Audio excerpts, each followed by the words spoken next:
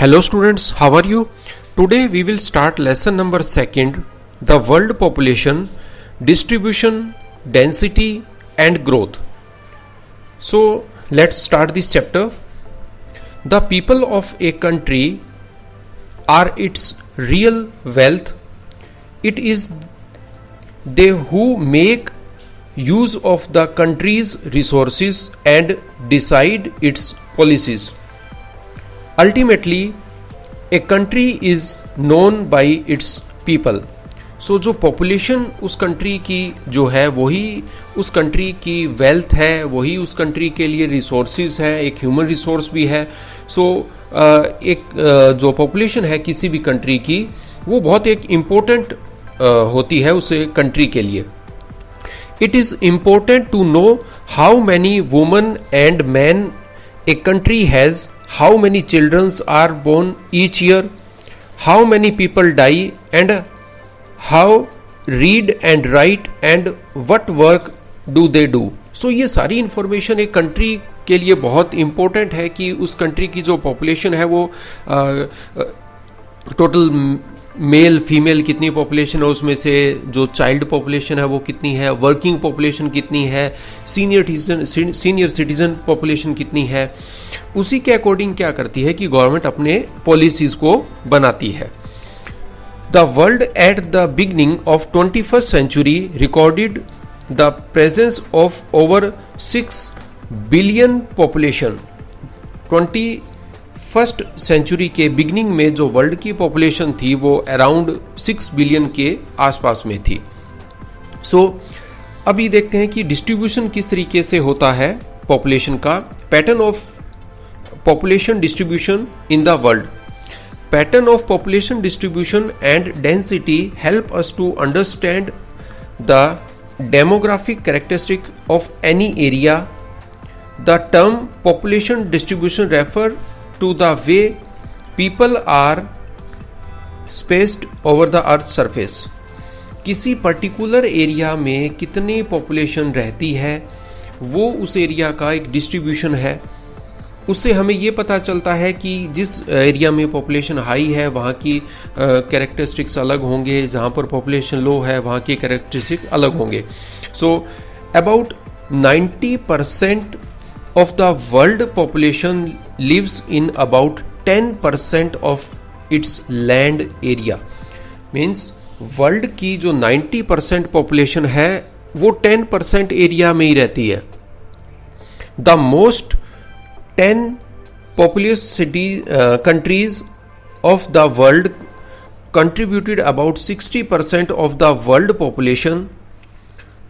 World के जो top 10 population wise जो कंट्रीज है वो वर्ल्ड की 60% पॉपुलेशन उस एरिया में रहती है. मतलब क्या बना कि जो वर्ल्ड में जितनी पॉपुलेशन है उसकी 60% सिर्फ 10 कंट्रीज में रहती है. और उन 10 कंट्रीज में से भी 6 कंट्री जो है वो एशिया में है. जो जहां पर हाईएस्ट पॉपुलेशन जिन कंट्रीज में है, टॉप 10 कंट्रीज अगर देखें तो उनमें से जो 6 कंट्रीज हैं वो तो एशिया में है. और उन 10 कंट्रीज में वर्ल्ड की 60% पॉपुलेशन रहती है.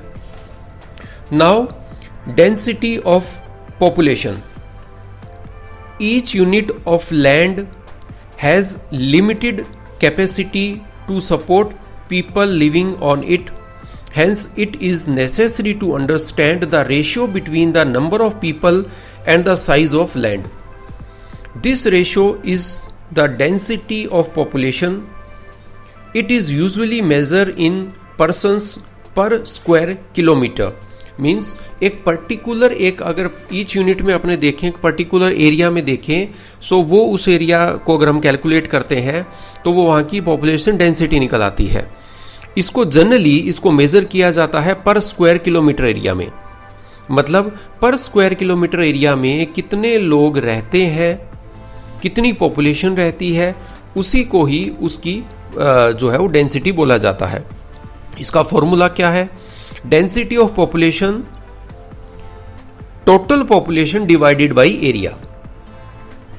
पॉपुलेशन, डेंसिटी ऑफ पॉपुलेशन कैसे कैलकुलेट करते हैं कि जितने उस एरिया में पॉपुलेशन है उसको एरिया से जब हम डिवाइड कर देते हैं तो वो उस एरिया की हमें डेंसिटी जो है वो मिल जाती है। These are the densely populated parts of the world with more than 200 persons on every square kilometer। अब इसमें ये देखते हैं कि वर्ल्ड में कौन कौन से एरिया है जहां की पॉपुलेशन हाई पॉपुलेशन है और जहां का जो पॉपुलेशन डेंसिटी है वो 200 पर्सन्स पर स्क्वायर किलोमीटर से भी ज्यादा है, more than 200 persons per square kilometre. So these areas are northern eastern part of USA, northern western part of Europe, South, South East and East Asia. Means northern eastern USA, northern western part of Europe और Asia में South Asia, South East Asia और East Asia. ये वो area है जहां की population मोर than 200 पर square kilometre जहां की पॉपुलेशन डेंसिटी है। कुछ एक एरिया है जहां की पॉपुलेशन डेंसिटी बहुत लो होती है। Other areas like those near the north and south poles, the hot and cold deserts and highly rainfall zone near the equator has very low density of population। Means जो area north और south pole वाला area है जहां hot और cold desert होते हैं, जहां very high rainfall होता है, इक्वेटर के आसपास वाला एरिया, उन एरिया की जो पॉपुलेशन डेंसिटी है वो बहुत लो होती है। क्योंकि अब आपने देखें कि नॉर्थ और साउथ पोल में पॉसिबल ही नहीं है कि वहां पॉपुलेशन स्टे कर पाए। हॉट एंड कोल्ड डेजर्ट में भी पॉपुलेशन डेंसिटी बहुत कम होती है और जो हाईली रेनफॉल वाले एरिया हैं वहां पर भी पॉपुलेशन लो होती है और इक्वेटर के आसपास वाले एरिया में भी पॉपुलेशन जो है वो बहुत कम होती है। अब यहां पर पॉपुलेशन जो है वो less than 1 person per square kilometre है। मतलब अगर अपने देखें पर स्क्वायर किलोमीटर में लेस देन 1 पर्सन यहां की पॉपुलेशन डेंसिटी आती है। In between these two types of the areas of medium density there are 11 to 50 persons per square kilometre in these areas. अब हाई डेंसिटी और low density के बीच में मीडियम डेंसिटी का एरिया भी कैलकुलेट किया जाता है, लेकिन वहां का जो पॉपुलेशन है वो 11 से लेके 50 persons per square kilometre area में कैलकुलेट की जाती है। अब ये एरिया कौन कौन से हैं? Western China, southern India, Norway, Sweden, ये सारे के सारे एग्जाम्पल हैं जहां पर मीडियम लेवल की पॉपुलेशन डेंसिटी जो है वो पाई जाती है इन एरिया के अंदर। Now we will see factors influencing the distribution of population. मतलब ऐसे कौन कौन से फैक्टर हैं जो किसी एरिया के पॉपुलेशन डिस्ट्रीब्यूशन को इन्फ्लुएंस करते हैं। So first category is geographical factors. Means geographical factors कौन कौन से हैं जो किसी भी एरिया की पॉपुलेशन के डिस्ट्रीब्यूशन को इफेक्ट करती है, इन्फ्लुएंस करती है। First one is availability of water. It is the most important factor for life, so people prefer to live in area where fresh water is easily available. So population जो है, public जो है, वो उन्हीं area में रहना prefer करती है जिस एरिया में फ्रेश वाटर अवेलेबल होता है। Water is use for drinking, bathing, cooking and also for cattle, crops, industries and navigation. It is because of that river valley are among the most densely populated area of the world। अब क्योंकि population है, people है, तो उनको fresh water चाहिए day to day life के लिए, मतलब बाथिंग, कुकिंग, उसके अलावा क्रॉप्स के लिए चाहिए, इंडस्ट्रीज के लिए चाहिए, नेविगेशन के लिए चाहिए, एग्रीकल्चर के लिए उनको वाटर चाहिए। सो इसीलिए ये देखा गया है प्रीवियस हिस्ट्री में भी कि जो रिवर सराउंडिंग जो एरिया होते हैं, रिवर के जो आसपास वाले एरिया होते हैं, वो हाईली डेंसली पॉपुलेटेड होते हैं। मतलब वहाँ पॉपुलेशन सबसे पहले वहीं रहना स्टार्ट करती है। अगर हम स्टार्टिंग से देखें सिविलाइजेशन को, सो जब से सिविलाइजेशन होना स्टार्ट हुआ था तब से भी यही फैक्टर वर्क करता था कि पब्लिक उन्हीं एरिया में रहना प्रेफर करती थी जहाँ पर उनको वाटर अवेलेबल होता था। चाहे आप इंडस वैली सिविलाइजेशन देख लें या कोई भी आप सिविलाइजेशन देख लें, सो वो सबसे पहले किसी ना किसी रिवर के पास में ही वो सिविलाइजेशन जो थी वो रहती थी। Second is landforms. People prefer living on flat plains and gentle slope. This is because such areas are favorable for the production of crops and to build road and industries. So her area की जो population है, public जो है, people जो है, वो हमेशा prefer करते हैं कि वो प्लेन लैंड पर रहें जहां पर मिनिमम स्लोप हो, क्योंकि वहां का वो जो एरिया है वो फेवरेबल होता है क्रॉप्स के लिए। मतलब वहां पे एग्रीकल्चर का काम भी हो सकता है, बिल्डिंग्स भी बन सकती हैं, इंडस्ट्रीज भी बन सकती हैं, ट्रांसपोर्टेशन का वर्क भी वहां हो सकता है। The mountainous and the hilly areas hinder the development of transport network and hence initially do not favour agriculture and industrial development. अब जो माउंटेन और जो हिली एरिया है वहां पर एग्रीकल्चर का बिजनेस भी नहीं होता, ट्रांसपोर्टेशन के लिए भी प्रॉब्लम्स आती हैं। सो वो एरिया थोड़ा सा लेस डेवलपमेंट भी उन एरिया में होता है, वो इतना ज़्यादा डेवलपमेंट उन एरिया में नहीं होता, इसलिए वहाँ पर पॉपुलेशन जो है वो भी रहना प्रेफर नहीं करती है। So these areas tend to be less populated. The Ganga plains are among the most densely populated area of the world, while the mountainous zone in the Himalayas are scatteredly populated। इसीलिए क्या है कि जो Ganga plane जो है वो highly density वाला area है, जहाँ पर डेंसिटी बहुत हाई है। क्यों? क्योंकि वो एरिया, वहाँ की जो लैंड है वो फर्टाइल है, प्लेन लैंड है। सो वहाँ पे ट्रांसपोर्टेशन का डेवलपमेंट भी इजीली हो जाता है, एग्रीकल्चर का बिजनेस भी वहाँ अच्छे से हो पाता है। और जब इंडस्ट्रीज लग गई हैं, ट्रांसपोर्टेशन अवेलेबल है, तो नेचुरल सी बात है कि उस एरिया का डेवलपमेंट भी जो है वो हाई होगा compare to mountain area. Third one is climate. An extreme climate such as very hot and cold deserts are unfavourable for human habitations. जो हॉट और कोल्ड डेजर्ट है वहां का क्लाइमेट जो है वो अनफेवरेबल होता है ह्यूमन बीइंग के रहने के लिए। सो वो एरिया, वहां पर पॉपुलेशन जो है वो थोड़ी सी कम होती है। Plus where there is no much seasonal variations attract more people. वो एरिया ऐसे हैं जहां पर सीजनल वेरिएशन भी नहीं होता, वहां पर भी पॉपुलेशन जो है वो थोड़ा सा कम रहना प्रेफर करती है। मतलब कि अगर आप सपोज करें कि कोई एक एरिया है जहां पर हमेशा कोल्ड डेजर्ट ही रहता है, जैसे आप साइबेरिया का एरिया देखें या नॉर्थ और साउथ पोल के एरिया देखें, सो वहां पे एक ही क्लाइमेट होता है, winter season.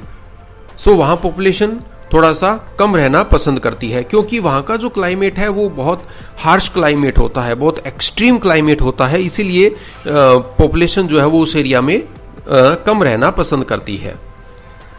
Next one is soils. Fertile soils are important for agricultural and allied activities. Therefore areas which have fertile loamy soils have more people living on them as these can support intensive agriculture।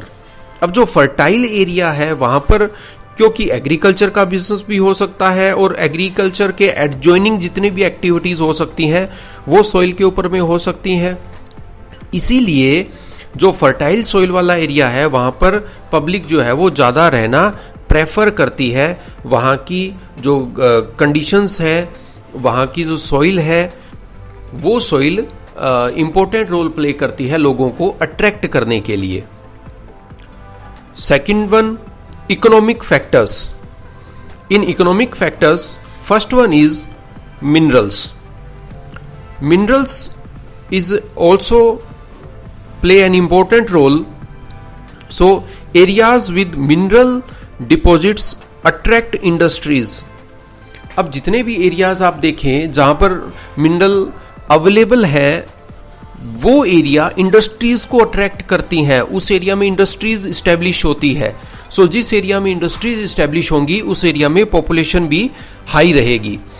Mining and industrial activities generate employment. So skilled and semi skilled workers move to these areas and make them densely populated. अब ये देखें कि जिस area में highly population होती है, जिस area में हाईली मिनरल्स अवेलेबल होते हैं, उस एरिया में स्किल्ड और सेमी स्किल्ड वर्कर उस एरिया में माइग्रेट हो जाते हैं क्योंकि उनको वहां पर एम्प्लॉयमेंट मिल रही है. Second one is urbanisation. Cities offer better employment opportunity, educational and medical facilities, better means of transport and communication. So जो अर्बनाइजेशन हुआ है, अर्बनाइजेशन के होने से अब क्योंकि अर्बन एरिया में फैसिलिटीज अवेलेबल होती हैं, लाइक एम्प्लॉयमेंट अपॉर्चुनिटीज वहाँ पे हाई होती हैं, एजुकेशनल मेडिकल फैसिलिटीज बेटर होती हैं, ट्रांसपोर्टेशन एंड कम्युनिकेशन भी वहाँ पे बेटर होता है. सो नेचुरल सी बात है कि पब्लिक का मेन अट्रैक्शन जो है वो रूरल एरिया के कंपैरेटिवली अर्बन एरिया की तरफ में ज़्यादा होता है. इसीलिए आप देखें कि जितने भी मेगा सिटीज़ हैं वहाँ वो हाईली पॉपुलेटेड है compare to rural area. Good civic amenities and the attraction of city life draw people to the cities. It leads to rural to urban migration and cities grow in size. Mega cities of the world continues to attract a large number of migrants every year. So जितने भी area है जो mega cities है, जो बड़े बड़े cities हैं, वो पब्लिक को अट्रैक्ट करते हैं. पॉपुलेशन वहाँ पे रूरल एरिया से उस एरिया में माइग्रेट होती है. सो उस एरिया की पॉपुलेशन जो है वो कंटिन्यूसली इंक्रीज होती रहती है और वो सिटीज भी है वो भी इंक्रीज होते रहते हैं, उनका साइज भी इंक्रीज होता रहता है. Third one is industrialisation. Industrialisation belt provide job opportunities and attract large number of peoples. These include not just factory workers but also transport operators, shopkeepers, bank employees, doctors, teachers and other service providers. The Kobe Osaka region of Japan is thickly populated because of the presence of a number of industries. अब जिस area में industrialisation हो गया, जहां पर industries establishment हो गया, वहां पर पॉपुलेशन जो है वो रूरल एरिया से उस एरिया में माइग्रेट होना स्टार्ट हो जाती है.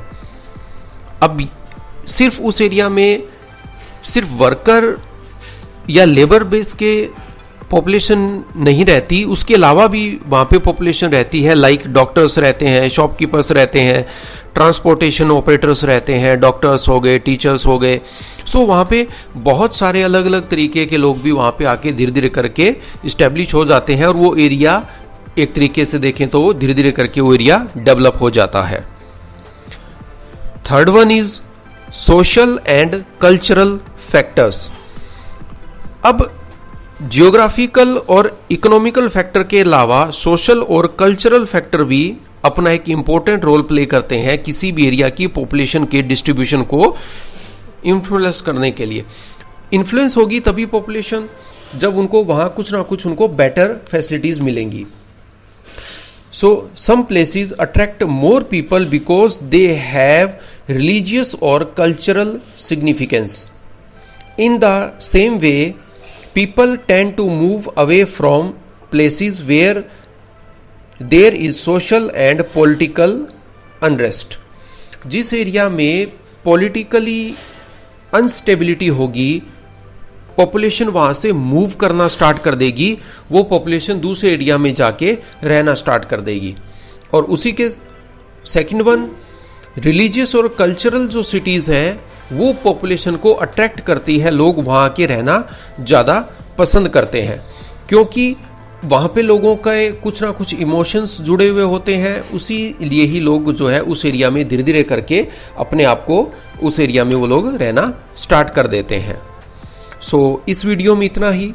नेक्स्ट वीडियो में अपने इसी चैप्टर को कंटिन्यू करेंगे। Thank you.